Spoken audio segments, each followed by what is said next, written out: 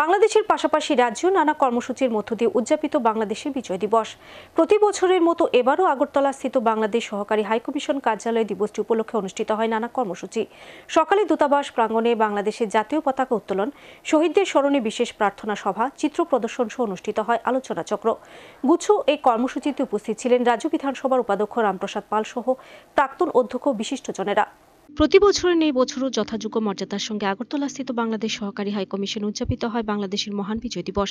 শনিবার সকালে প্রথমে দূতাবাস প্রাঙ্গণে বাংলাদেশ জাতীয় পতাকা উত্তোলন করেন সহকারী হাইকমিশনার আরিফ মোহাম্মদ। পরে বাংলাদেশের রাষ্ট্রপতি, প্রধানমন্ত্রী, পররাষ্ট্রমন্ত্রী, পররাষ্ট্র প্রতিমন্ত্রী প্রেরিত লিখিত বাণী পাঠ করা হয়। বাণী পাঠের শেষে মহান মুক্তিযুদ্ধে সকল আত্মত্যাগকারী শহীদদের স্মরণে বিশেষ দোয়া ও প্রার্থনা হয়।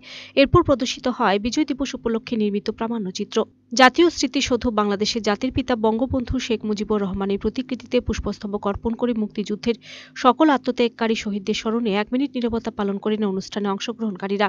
এছাড়াও অনুষ্ঠিত হয় বিজয় দিবস উপলক্ষে আলোচনা চক্র। এদিনের এই অনুষ্ঠানে প্রধান অতিথি হিসেবে উপস্থিত ছিলেন ত্রিপুরা বিধানসভার ডেপুটি স্পিকার রামপ্রসাদ পাল। এছাড়াও ছিলেন বাংলাদেশ থেকে আগত বীর মুক্তিযোদ্ধা সম্মাননাপ্রাপ্ত আওয়াল মিয়া, শাহজাহান ভুইয়া, হিমায়ত উদ্দিন কালাম, ত্রিপুরা বিধানসভার প্রাক্তন অধ্যক্ষ রেবতী মোহন দাস, ত্রিপুরা রাজ্য থেকে মুক্তিযুদ্ধে অংশগ্রহণকারী এবং মুক্তিযুদ্ধ সম্মাননাপ্রাপ্ত অধ্যাপক মিহির দেব, মুক্তিযুদ্ধ সম্মাননাপ্রাপ্ত সাংবাদিক স্বপন ভট্টাচার্য প্রমুখ। তারা সকলে বক্তব্য রাখতে গিয়ে বাংলাদেশের মুক্তিযুদ্ধে বাংলাদেশের পাশাপাশি ভারতীয় শহীদ বীর জওয়ানদের স্মরণ করেন। সবশেষে অনুষ্ঠিত হয় স্থানীয় শিল্পীদের উদ্যোগে মনোজ্ঞ সাংস্কৃতিক অনুষ্ঠান। অনুষ্ঠান করতে পেরে খুব আনন্দিত। আমরা আজকের এই দিনে আমাদের এই বিজয়ের আনন্দ শেয়ার করে নিচ্ছি, ভাগ করে নিচ্ছি আমাদের এই সমগ্র ত্রিপুরাবাসীদের সাথে।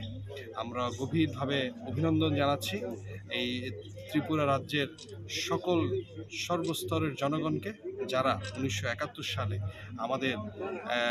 আমাদের বাংলাদেশি শরণার্থীকে, লাখো বাংলাদেশি শরণার্থীকে যারা আশ্রয় দিয়েছিলেন এবং আশ্রয় দেওয়ার পাশাপাশি মুক্তিযুদ্ধে প্রত্যক্ষ ও পরোক্ষ সকলভাবে এই ত্রিপুরা রাজ্যের যে অবদান তা আমরা আজ গভীর শ্রদ্ধার সাথে স্মরণ করছি।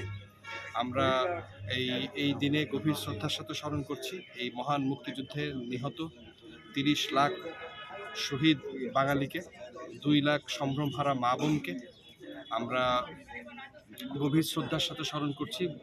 এই বাংলাদেশের মহান মুক্তিযুদ্ধে নিহত ভারতীয় শহীদ সৈনিকবৃন্দদের, ইন্ডিয়ান আর্মি সহ পুরো ভারত সরকারকে, যারা আমাদের এই মুক্তিযুদ্ধে গভীর সমর্থন এবং সহযোগিতা করেছেন।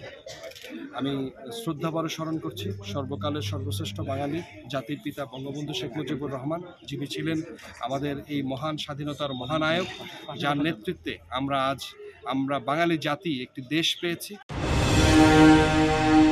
Video report search India channel.